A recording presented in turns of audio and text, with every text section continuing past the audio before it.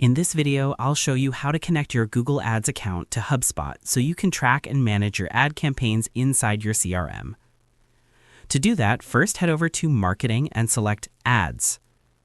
Once we're in there, just locate the option to connect your accounts. We have in here ad campaigns, ad sequences, and the likes.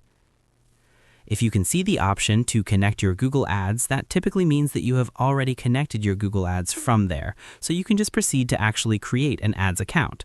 So for this case, you can also try to search for Google Ads onto the actual Hubspot.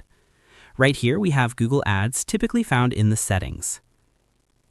Now, as you can see, I've already connected one, but you can also connect another by clicking onto this Connect account and choosing your ad network right here. So from there, this will open right here, this new tab where you'll be prompted to sign in. Let me head over and open right here my Google account. Now this will load for a while. Click on Continue. Now just proceed and follow the on-screen instructions that we have ready right here. And once you've done that, it will actually connect it right here. So if there's some error, you can also double check what might be causing that error and fix it. That's it for connecting Google Ads with Hubspot. If this helped you, drop a like and subscribe for more quick Hubspot tutorials.